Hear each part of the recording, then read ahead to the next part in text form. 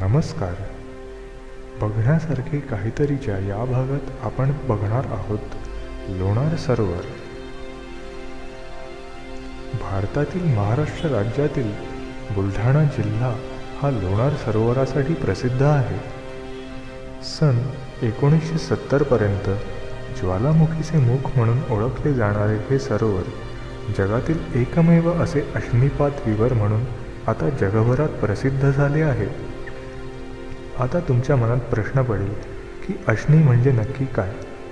तर अश्नी म्हणजे अशी भली मोठी शिळा जिचा आकार एखाद्या शहरा एवढा असू शकतो, जी अवकाशातनं प्रवास करत करत पृथ्वीवर आली असावी.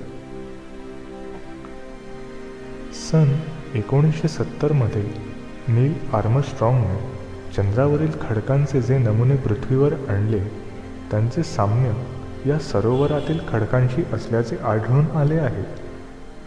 शास्त्रज्ञांच्या मते फार फार वर्षापूर्वी 20 लाख टन वजनाचा एक प्रचंड अश्नी जवळजवळ प्रतिसेकंद 20 किलोमीटर वेगाने पृथ्वीच्या दिशेने आला आणि 17 अंश कोनातून पृथ्वीच्या पोटात शिरला.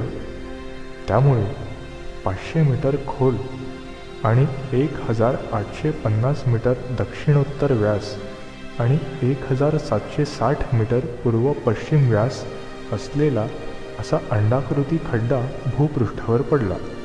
तेच हे लोणारचे सरोवर. याच्या तळाशी खाऱ्या पाण्याचे सरोवर आहे, पण सरोवराजवळ काही अंतरावरील खड्ड्यात मात्र गोड पाणी आढळते. या सरोवराच्या आजूबाजूला सर्वत्र वाळू आणि वने आढळतात. याच्या परिसरात अनेक मौल्यवान दगड, चुंबकीय खडक तसेच स्फटिके आढळतात.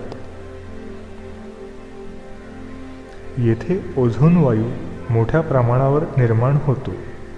या सरोवराचे पाणी औषधी आहे.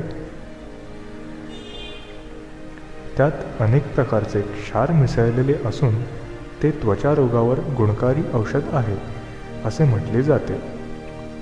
सरोवराच्या आजूबाजूच्या परिसरात औषधी झाडेही विपुल प्रमाणात आहेत. विवराच्या आत पद्मावती देवीचे मंदिर, पापहरेश्वराचे मंदिर, कुमारेश्वराचे मंदिर आहे.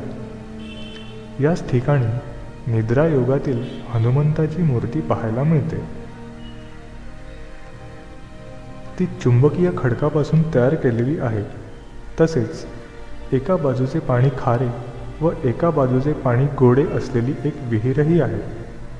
सभामंडपात अनेक मंदिरे, स्मारके, कुंडे, शिलालेख हे सारेच पाहण्यासारखे आहे.